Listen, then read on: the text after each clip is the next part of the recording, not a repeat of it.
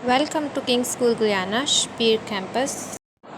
Class 9th, date 17th May 2021, subject Chemistry, chapter number 5, page number 89 to 91. बिस्मिल्लाहिर्रहमानिर्रहीम। अस्सलामु अलैकुम वरहमतुल्लाहि वबरकातुहू। स्टूडेंट्स, कोई भी काम शुरू करने से पहले दुरूद पाक पढ़ने की अपनी हैबिट बनाएं। तो चले पढ़ते हैं।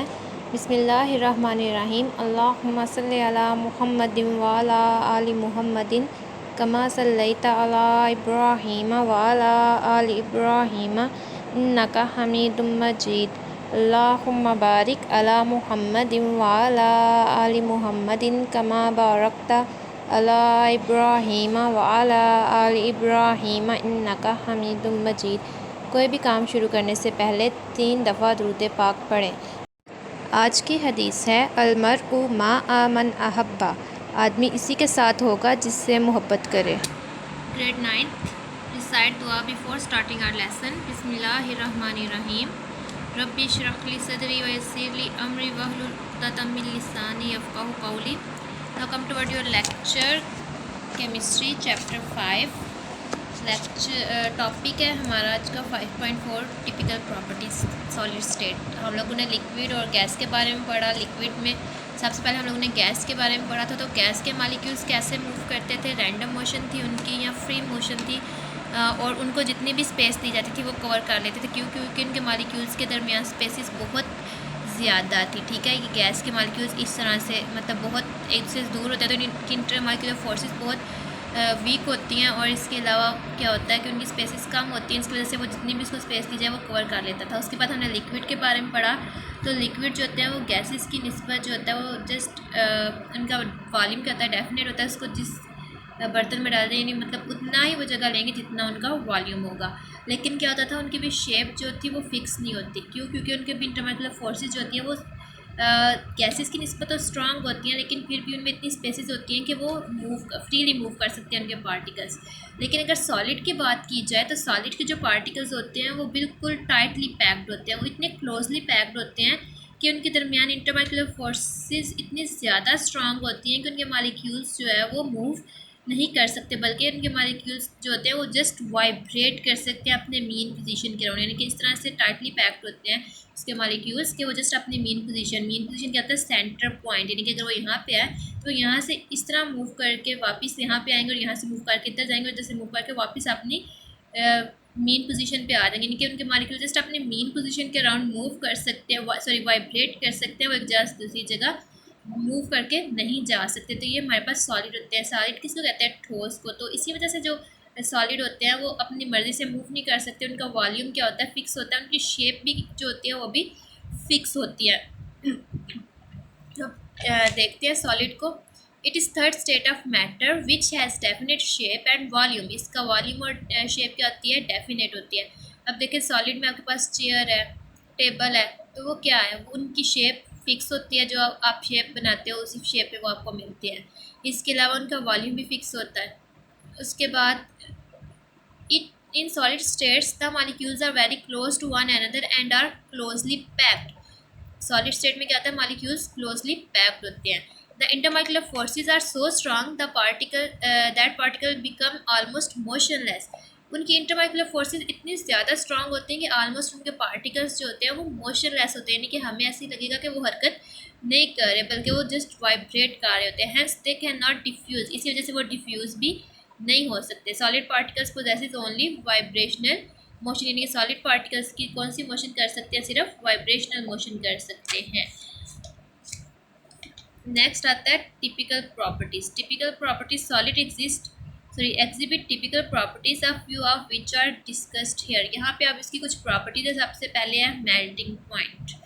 तो मेल्टिंग पॉइंट की अगर बात करते हैं, आपके पास अगर एक सॉलिड है, ठीक है, अब ये क्या है, इसके मॉलिक्यूल्स क्या है, टाइटली पैक्ड है और इसके साथ बिल्कुल इस तरह से जुड़े हुए हैं कि वो जस्ट वाइब्रेट कर रहे हैं, वो मूव नहीं कर सकते। अब आप अगर उसको हीट करना स्टार्ट करते, अगर आप उसको गर्म करना शुरू करेंगे तो क्या होगा, उसके जो मॉलिक्यूल्स हैं उनकी काइनेटिक एनर्जी इंक्रीज़ होना स्टार्ट होगी। अब काइनेटिक एनर्जी इंक्रीज़ होना स्टार्ट होगी तो उनकी वाइब्रेशन क्या होगी, फास्ट होती जाएगी, यानी कि वो तेज़ी तेज़ी से वाइब्रेट करना स्टार्ट होंगे। और जब आप हीट बढ़ाते जाएंगे उनकी काइनेटिक एनर्जी इंक्रीज़ होती जाएगी तो एक एक टेम्परेचर आएगा जब जो मालिक्यूल्स है ना वो अपनी जगह छोड़ देंगे। इसकी एग्जांपल आप इस तरह ले सकते हैं, देखिए आपने एक जानवर को बांधा हुआ है, ठीक है, रस्सी के साथ बांधा हुआ है आपने उसको। अब क्या है, आप उसको मार रहे हैं, आपने उसको मारना शुरू किया तो वो क्या करता है, वो अपनी जगह से हिलेगा, मूव करेगा, ठीक है, एक दफ़ा उधर जा रहा है, एक दफ़ा इधर आ रहा है भागता हुआ। अब उसको मुसलसल मारते जा रहे हैं, मारते जा रहे हैं, तो एक वक्त आएगा कि वो क्या होगा, वो यहाँ से रस्सी को तुड़वा लेगा या गर्दन से, मतलब वो रस्सी को तुड़वा लेगा और भाग जाएगा, फ्री हो जाएगा मोबाइल। तो यहाँ पे भी यही होगा कि मालिक्यूल जो है वो पहले आप उनको हीट करना स्टार्ट करेंगे तो वो तेज़ी से वाइब्रेट करना स्टार्ट होंगे अपनी मेन पोजीशन के अराउंड, ठीक है।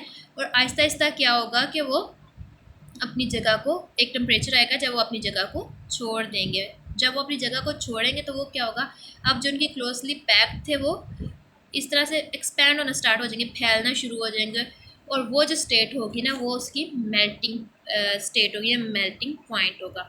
अब देखते हैं इसको, the solid particle possesses only vibrational kinetic energy. ये तो हमने ऊपर भी पढ़ लिया, अगेन से देख रहे हैं कि सॉलिड जो होते हैं उनकी वाइब्रेशनल काइनेटिक एनर्जी होती है। वैन सॉलिड्स आर हीटेड, और जब हम उनको गर्म करते हैं देयर वाइब्रेशनल एनर्जी इंक्रीजेस, उनकी वाइब्रेशनल एनर्जी क्या होती है, इंक्रीज होती है, and particles vibrate eight there mean position, और जो पार्टिकल्स होते हैं वो अपनी मीन पोजीशन के इर्द गिर्द वाइब्रेट करना स्टार्ट होते हैं विद द हायर स्पीड। अब यहाँ पे क्या हुआ, उनकी स्पीड बढ़ गई ना, तेज़ी तेज़ी से मूव करना शुरू हो गए हैं। If the heat is supplied continuously, अगर आप मुसलसल हीट जो है वो सप्लाई करते जाएंगे तो a stage reach at which, तो एक वक्त आएगा, एक स्टेज आएगी जब the particles leave their fix position and then becomes mobile, तो पार्टिकल्स क्या करेंगे, अपनी पोजिशन को छोड़ देंगे और मोबाइल हो जाएंगे, यानी आज़ाद हो जाएंगे। At this temperature solid melts, इस टेम्परेचर पे सॉलिड क्या होगा, वो मेल्ट होना शुरू हो जाएगा, क्योंकि उनके पार्टिकल्स ने अपनी जगह छोड़ दी ना, तो वो इससे दूर हटना शुरू हो गए, तो सॉलिड क्या होना शुरू हो जाएगा, मेल्ट होना स्टार्ट हो जाएगा। The temperature at which a solid starts melting and को एग्जिस्ट होता है, इन्हीं के एक साथ तब्दील होना, इन dynamic equilibrium with liquid state is called melting point, यानी कि वो टेम्परेचर जिसमें सॉलिड जो है वो मेल्ट होना स्टार्ट हो गया है और डायनामिक इक्विलिब्रियम की हालत में आ गया विद लिक्विड, लिक्विड के साथ, तो वो क्या कहलाएगा, मेल्टिंग पॉइंट कहलाएगा। ये इसकी डेफिनेशन है आपके पास, the ionic and covalent solids make network structure to form macromolecules, ionic और कोवलेंट सॉलिड्स जो होते हैं वो एक नेटवर्क जाल बनाते हैं स्ट्रक्चर साथ टू फॉर्म मैक्रोमोलिक्यूल्स, मैक्रोमोलिक्यूल्स का मैक्रोमोलिक्यूल्स बनाने के लिए। So all such solids have very high melting points, तो इस तरह के जो सॉलिड्स होते हैं ना उनके मेल्टिंग पॉइंट बहुत ज़्यादा होते हैं, इनको बहुत ज़्यादा हीट प्रोवाइड करनी पड़ती है, ठीक है। तो इस टॉपिक्स में से हमारे क्वेश्चन क्या बना है, फर्स्ट था डिफाइन सॉलिड, वो आप इट इज़ थर्ड स्टेट से लेकर क्लोज मोशनलेस तक राइट करेंगे, ठीक है उसको। नेक्स्ट क्वेश्चन आपका डिफाइन मेल्टिंग पॉइंट, तो उसमें तो आपने इसकी डेफिनेशन राइट करनी है, द टेम्परेचर से लेकर मेल्टिंग पॉइंट। एक और क्वेश्चन है हमारा, what happens when we provide heat to solid, क्या होता है जब हम लोग हीट सॉलिड को हीट प्रोवाइड करते हैं, तो उसका आपका आंसर यहाँ से आएगा आपके पास, देयर वाइब्रेशनल एनर्जीज इंक्रीजेस, यहाँ से लेकर बिकम मोबाइल, ठीक है। नेक्स्ट टॉपिक आपका रिजिडिटी, रिजिड कहते हैं सख्त चीज़ को, ठीक है।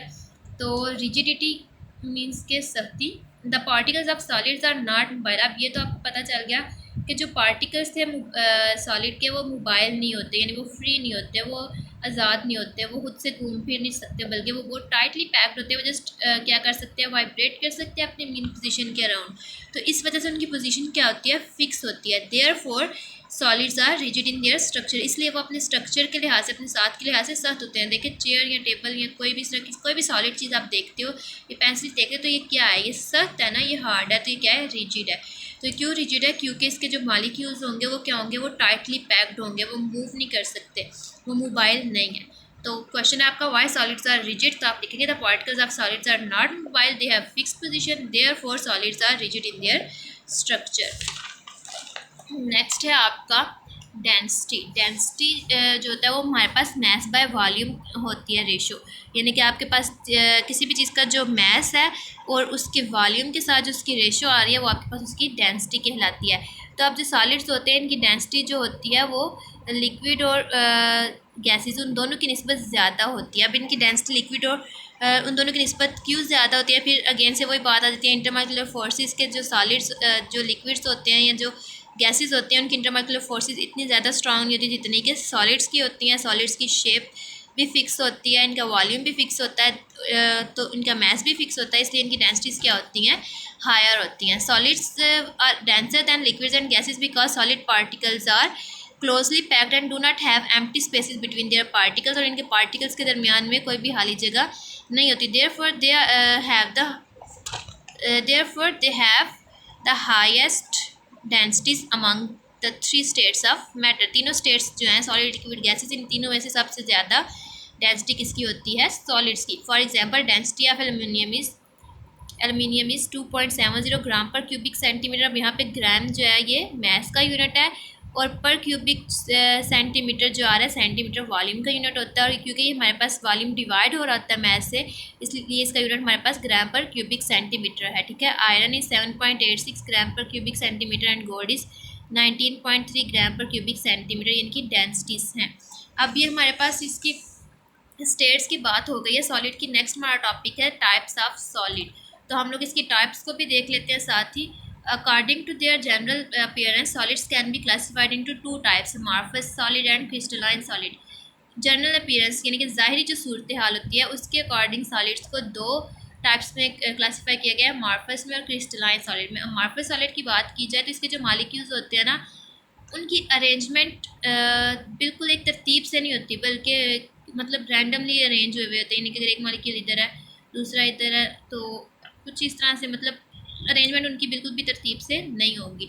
जबकि जो क्रिस्टलाइन सॉलिड्स होते हैं वो बिल्कुल एक तरतीब से अरेंज हुए हुए होते हैं, तो उनकी शेप जो होती है वो अच्छी फिक्स होती है। जबकि अमॉर्फस जो होते हैं ये शेपलेस होते हैं, क्योंकि इनके मॉलिक्यूल्स जो होते हैं उनकी अरेंजमेंट अच्छी नहीं होती।